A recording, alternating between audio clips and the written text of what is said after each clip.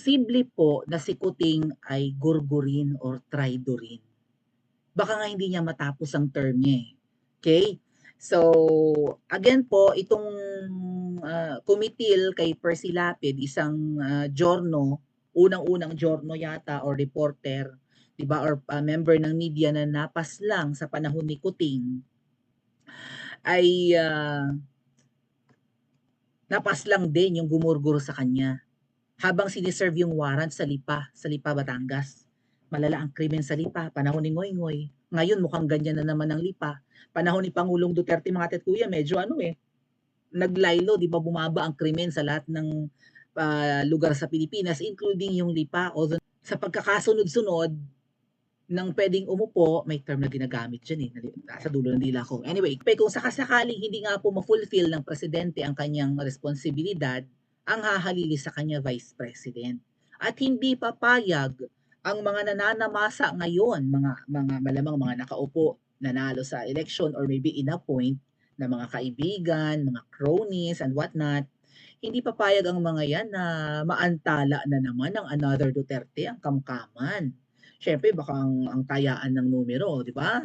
Kapag si VP Sara ang humalili kay Kuting, kung ano mangyari sa kanya, ma-paralyze, maimbalido, mategi, mag-resign, bumaba ng kusa, or kung ano man, di ba, si VP Sara ang hahalili. Sa succession, ayun nakagat ko ang dila ko. Di ba yung succession, si VP Sara ang hahalili sa kanya. Pag nawala si VP Sara sa equation, ang hahalili sa presidente, mamimili ang nakaupo ng kanyang gustong maging vice president. Either yung Senate President, si Chis Escudero, or si Tambi na House Speaker. Okay? Yun yung sa line of succession eh.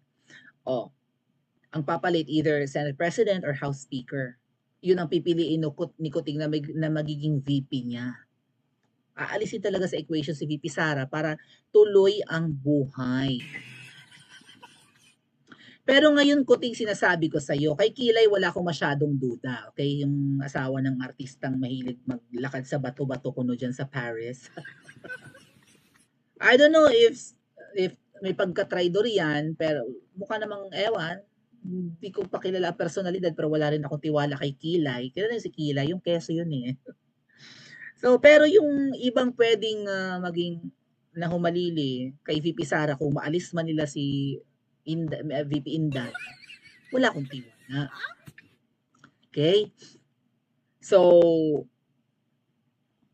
paanong mangyayari yan? Kuting, mag-isip ka. Pag si VP Sara, wala sa personalidad niya na siya ay traidora. Hindi niya aagawin sa iyo ang posisyon mo, magtrabaho ka lang ng maayos. Pero syempre, kung hindi ka naman, binudol mo na nga siya, binudol mo na nga kaming 31 million eh. Kung hindi mo ayusin, mananawagan ng taong bayan, lumalis ka, hindi mo kaya eh. Alam mo sarili mo, hindi mo kaya. Wala ka sa tamang katinuan, alam mo yan. Lutang ka lagi. Ayun nga lang na kahit hindi ka lutang, nakikitaan ka din ng mga pulbos-pulbos. Hindi namin alam kung kumain ka ng Bavarian donut eh. Kung ano man ang kinain mo, ba't meron dito? Pinulbuhan ka ni Ma'am Shea at hindi na wipe off ang pulbo din eh. O, ang usual na nakikita mo yung mga pulbo-pulbo din eh, according to Miss Cathy, ay mga nagpupulbo ron. Oh. So, ipagpalagay natin mga ate at kuya na magsasaksid ang mga demonyo na maalis si VP Sara. Okay, na-impeach, na ligwak. Ay syempre, aaprobahan naman ni Kuting sigurado yan. Ligwak si VP Sara, tanggal bilang Vice President. Sino ang hahalili? Sino ang pipiliin ng Kuting between Kilay and kamag-anak?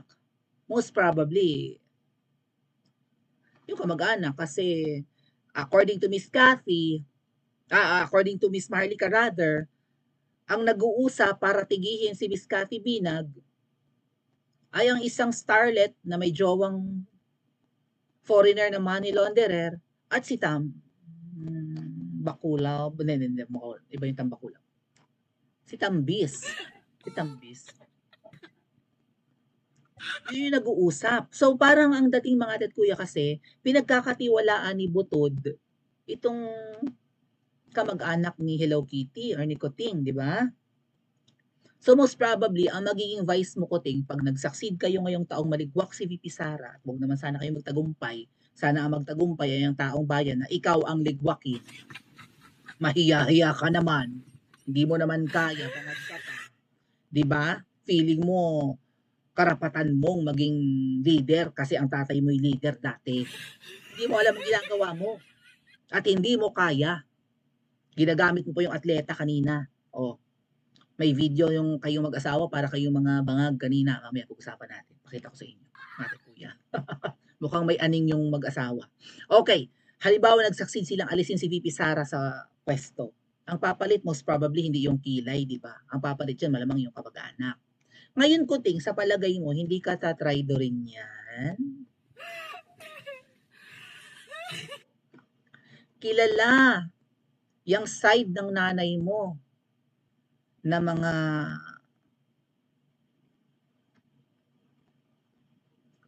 damonyo.